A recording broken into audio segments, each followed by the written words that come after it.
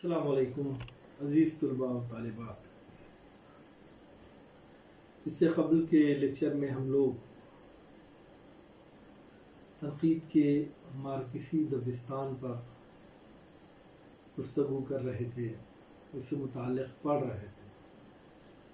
مارکسی تنقید یا مارکسی تنقیدی دبستان تنقیدی دبستانوں میں ایک اہم دبستان ہے جس پر کارل مارکس کے نظریات حاوی ہیں، یا یوں کہا جائے تو غلط نہیں ہوگا کہ کارل مارکس کے نظریات کے سبب مارکسی تنقید وجود میں آئی ہے۔ کارل مارکس نے جو تحریک شروع کی تھی، لینین نے جو تحریک شروع کی تھی، اس تحریک کے اثرات انسانی زندگی کے ساتھ ساتھ ادب پر بھی قائم ہے، اور مارکسی تنقید اسی کی دین ہے۔ ان انقلابات کے سبب ایک نئی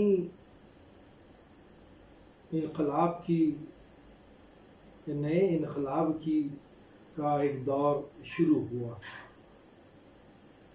لوگ یہ چاہتے تھے کہ جو ظالم حکمران ہیں ان کو کسی طرح سے ختم کرتے یا ان کی حکومت کا خاتمہ کرتے اعتدال پسند، انصاف پسند، غریبوں کی حمایت پسند حکومت قائم ہے۔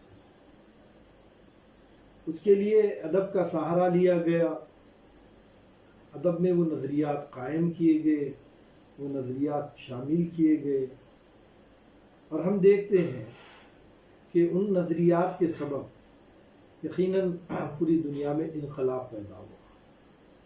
ادب وہ جو عوامی زندگی کی ترجمانی کرتا ہے، ایسا نظریہ جو ہے مارکسی تنقید کا تھا، کارل مارکس کا، اس کے اثرات ہمارے ملک میں بھی قائم ہوئے ہیں۔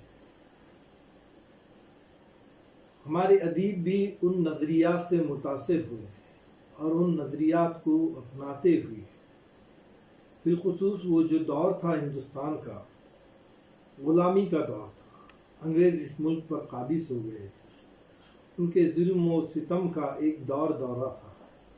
ایسے میں اس قسم کے تحریکات اور خیالات کا اثر کر جانا کوئی بڑی خاص بات نہیں، اور وہ ہندوستان میں ہوا بھی۔ بہت سارے ادیبوں نے محسوس کیا کہ اب ہمارے ادب کو بدلنا چاہیے، بہت سارے شعراء نے سمجھا کہ اب ہمارے شاعری کا معیار بدلنا چاہیے، ہمارا نظریہ بدلنا چاہیے، ہم اپنے ادب میں وہ باتوں کو شامل کریں جس کے پڑھنے سے انسان کے اندر بیداری کی ایک لہر پیدا ہو، ایک قسم کے جذبات پیدا ہو جو اس کو اس غلامی کی زندگی سے نجات دلائے۔ لہٰذا اردو کے بہت بڑے ادیب، بہت بڑے افسانہ نگار منشی پریم چند نے کہا تھا کہ ہماری کسوٹی پر وہ ادب کھرا اترے گا جس میں تفکر ہو، آزادی کا جذبہ ہو، جن کا جوہر ہو، تعمیر کی روح ہو، زندگی کی حقیقتوں کی روشنی ہو، جو ہم میں حرکت، ہنگامہ اور بے چینی پیدا کرے، سلائے نہیں، کیونکہ اب زیادہ سونا موت کی علامت ہوگا۔ یہ نظریہ پریم چند کا تھا، اور اس جیسے نظریے بھی آہستہ آہستہ ادب میں شامل ہونے لگے۔ اب لوگ ان ادب کو پسند نہیں کر رہے تھے، اس ادب کو پسند نہیں کر رہے تھے جس کو سن کر، پڑھ کر ایک ٹھنڈی سی نیند آ جاتی ہے۔ اب لوگ یہ چاہ رہے تھے کہ ادب اس طریقے کا ہو جو انسان کو فکر کرنے پر مجبور کرے، موجودہ حالات پر۔ جو کچھ حالات رونما ہو رہے ہیں ہندوستان میں بالخصوص، اس لیے تو پریم چند نے کہا تھا ایسا نہ ہو کہ ہمارا ادب پڑھ رہے ہیں اور لوگ میٹھی نیند سو رہے ہیں، غفلت کی زندگی جی رہے ہیں، خواب و خیال کی دنیا میں جی رہے ہیں۔ شاعری بالخصوص غزل ہو یا دوسرے اصناف سخن ہو، انسان کو ایک خیالی دنیا میں لے کر چلی جاتی ہے جہاں سکون، چین، پریوں کے ساتھ زندگی گزارنا، اس قسم کے باتیں. اب ایسے ماحول سے نکل کر آدمی کو اس وقت کے حالات پر غور و فکر کرنے کی دعوت ادب کے ذریعے سے دینا. اس لیے پریم چند نے کہا تھا کہ اب ہمارا ادب اس طرح ہو کہ اس میں تفکر ہو، اس کو پڑھ کر ایک جذبہ بیدار ہو دل میں، اور وہ جذبہ کیا ہو؟ وہ آزاد انگریزوں کی غلامی سے آزادی کا جذبہ ہو، روح کی تعمیر ہو، جس کو پڑھ کر روح تعمیر ہو، زندہ ہو، جذبہ بیدار ہو، مردہ روحوں میں ہمارا شمار نہ ہو. زندگی کی جو حقیقتیں ہیں جس سے ہو سکتا ہے کہ اس دور کا یا اس سے قبل کے دور کا ادب انسان کو بہت دور لے کر جا رہا تھا، ایک خیالی دنیا میں اس کی زندگی گزر رہی تھی. تو پریم چند کہتے ہیں کہ ادب ایسا ہو کہ جس سے زندگی کی حقیقتوں کی روشنی ہو، انسان کو حرکت میں لائے، کیونکہ حرکت کرتی ہوئی چیز زندہ رہتی ہے.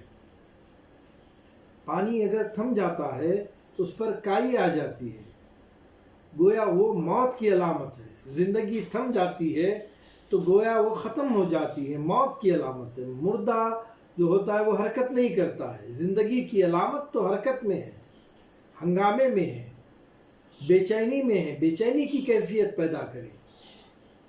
ایسا جذبات، ایسے خیالات، ایسے نظریات منشی پریم چند وہ چاہتے تھے کہ ادب ایسا ہو جو ہمیں سلائے نہیں بلکہ ہمیں بیدار کرے. وہ جانتے تھے، کیا بات جانتے تھے؟ کہ ادب اگر ہمیں سلائے گا تو یقیناً اب ہمارے لیے موت کی بات ہوگی. تو اس قسم کی ایک بیداری کا ماحول جو ہے پیدا ہو رہا تھا، اور اسی بیداری کے ماحول کے سبب اردو میں مارکسی نظریات کہو یا پھر ترقی پسند نظریات کہو، وہ چلے آئے. اصل میں ایک سکے کے یہ دو رخ ہیں، مارکسی تنقید اور ترقی پسند تنقید، یا مارکسی نظریات یا ترقی پسند نظریات. وہ ادب جو مارکس کے خیالات کی اشاعت کرتا ہے، مارکس کے نظریات کی اشاعت کرتا ہے، مارکس کے نظریات کو بتلاتا ہے، اور کمیونزم یعنی اشتراکیت کو پھیلانا، لوگوں میں متعارف کرانے کو اپنا مقصد سمجھتا ہے، وہ مارکسی ادب کہلاتا ہے. اگر ہم اس کو اپنی زبان میں کہنا چاہے تو اس طرح کہہ سکتے ہیں کہ جو ادب ان خیالات کو فروغ دیتا ہے جو محنت کشوں کی حمایت کرتا ہے، مزدوری کرنے والوں کی حمایت کرتا ہے، کسانوں کی حمایت کرتا ہے، غربا کی حمایت کرتا ہے، تو وہ ادب ترقی پسند ادب کہلاتا ہے. اور بس یہی دو باتیں ہیں. مارکسی نظریات بھی انہی باتوں کی اشاعت کرتی ہے، اور ترقی پسند ادب بھی انہی باتوں کو جو ہے اشاعت کرنا چاہتا ہے کہ اس ادب کے اندر جو ہے محنت کشوں کی بات ہو، کسانوں کی بات ہو، ان کی محنت کی بات ہو، ان کے خون پسینے کی بات ہو، ان کے پریشانی اور مصائب کی بات ہو. اور ادب بالکل ایسا ادب جو ان باتوں کی حمایت کرتا ہے اور ان باتوں کی ترجمانی کرتا ہے، وہ ترقی پسند ادب کہلاتا ہے. اب ہماری زبان میں جو ادب ان خیالات کو فروغ دیتا ہے، کون سے خیالات کو؟ محنت کشوں کی حمایت کرنے والے خیالات کو، وہ ترقی پسند ادب کہلائے گا.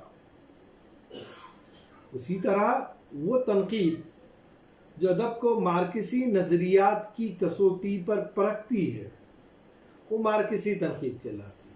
اب اگر ہم ہمارے پاس دیکھتے ہیں تو یہاں اس تنقید کو ترقی پسند تنقید کہا جائے گا یا کہا جاتا ہے. اصل میں بات یہ ہے کہ اس سے قبل کے ویڈیو میں ہم نے دیکھا تھا کہ انقلاب روس لینین کے اس میں قیادت میں کس طریقے سے آیا تھا، اور زار کی حکومت کا خاتمہ کس طرح ہوا تھا. ہم نے اس پر تفصیلی گفتگو کی ہے. تو جب انقلاب روس کے بعد پوری دنیا میں ایک قسم کا انقلاب آ گیا، مزدوروں کو بھی احساس ہو گیا، غریبوں کو بھی احساس ہو گیا، محنت کش طبقے کو بھی اپنی طاقت کا اندازہ ہوا. اور ان کے حامیوں کو احساس ہوا کہ محنت کش اور بیدار ہو جائے تو محنت کش اگر بیدار ہو جائے تو دنیا کا بگڑا نظام سنور سکتا ہے۔ دنیا میں جو جابرانہ حکومتیں آئی ہوئی ہے، جو ظالم حکومت آئی ہوئی ہے، جو ظالم حکمران دنیا پر چھا گئے ہوئے ہیں، اگر ان کو ختم کرنا ہے، ان کی حکومت کو اکھاڑ پھینکنا ہے تو سب سے پہلے بیدار ہونا پڑے گا غریبوں کو، مزدوروں کو، محنت کش لوگوں کو۔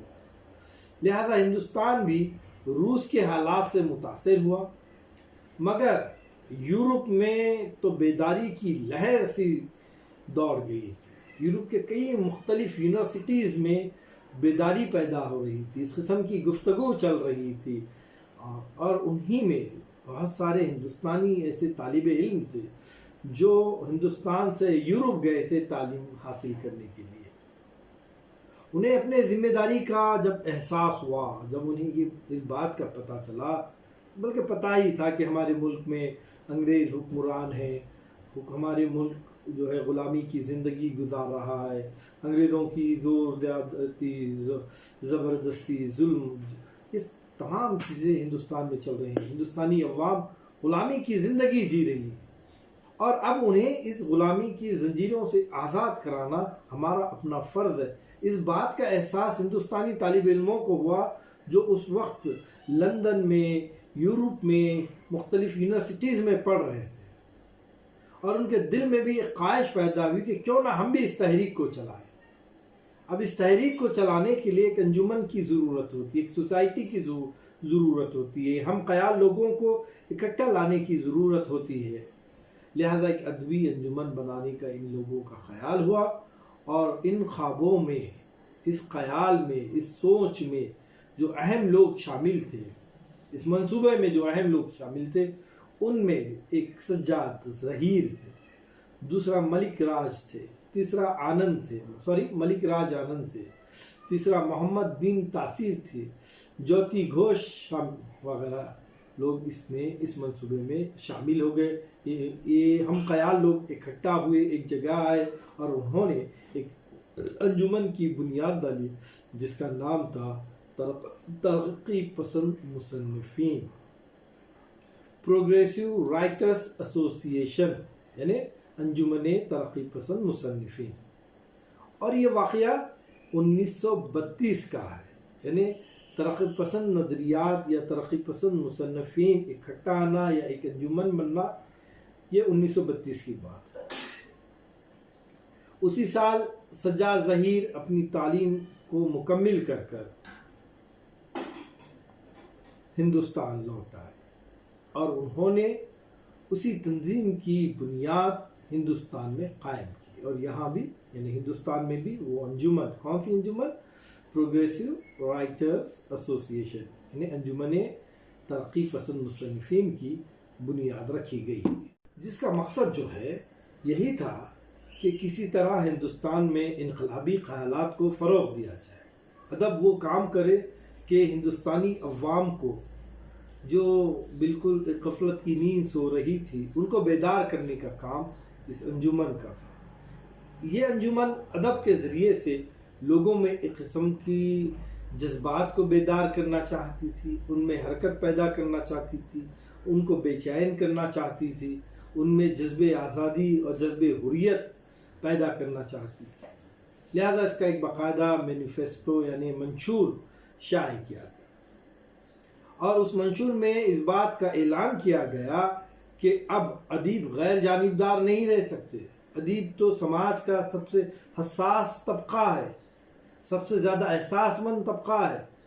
اب جبکہ سماج ان پریشانیوں سے گزر رہا ہے، انگریزوں کی غلامی سے گزر رہا ہے، ان کی ظلم و زیادتی کو دیکھ رہا ہے، ہر طرف سرمایہ دار لوگوں کا جو ہے راج ہے، اب ایسے حالت میں ادیب کے لیے سو جانا، غافل رہنا انتہائی غلط بات ثابت ہوگی۔ لہذا اس میں اعلان کیا گیا کہ اب ادیب غیر جانبدار نہیں رہ سکتے، وہ مظلوموں کی حمایت کریں گے۔ کس طرح کریں گے؟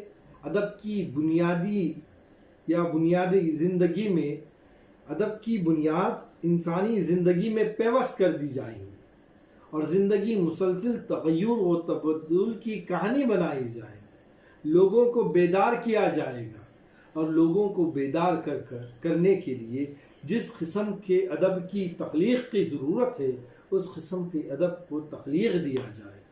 اس میں غریبوں کا تذکرہ ہوگا, اس میں کیا کہیں گے ہم اس کو, پریوں کی, بادشاہوں کی, جنوں کی کہانی شامل نہیں کی جائے گی, بلکہ سرمایہ داروں کے ظلم کی کہانی شامل کی جائے گی, ظالموں کی ظلم کی کہانی شامل کی جائے گی, اور اس سے ایک جذبہ قارئین کے دل میں بیدار کیا جائے گا. منشور میں اس یقین کا اظہار کیا گیا کہ ہمارے ملک کا ادب زندگی سے اپنے کو وابستہ کرے گا اور زندگی کے ارتقاء کا علم بردار ہوگا. تو یہ تھا اصل میں انجمن ترقی پسند مصنفین کی بنیاد ہندوستان میں, جس کے بانی سجاد ظہیر ہیں, اور انہوں نے اس بات کا اعلان کیا کہ ادب زندگی کے ارتقاء کا علم بردار ہوگا, زندگی کی ترجمانی کرے گا, مظلوم عوام کی اور مزدوروں کی حمایت کرے گا. اس طریقے سے ایک منشور بنایا گیا اور اس کی بنیاد ہندوستان میں رکھی گئی. اب اس سے اور دیگر باتیں ہیں کہ کس طرح یہ ادب کو اپنے کس طرح ادب کے ذریعے سے ترقی پسند نظریات جو ہیں فروغ پائے, وہ انشاءاللہ تعالیٰ عزیز ہم دوسری ویڈیو میں یا دوسرے لیکچر میں دیکھیں گے. آج کے لیے اتنا کافی ہے. شکریہ.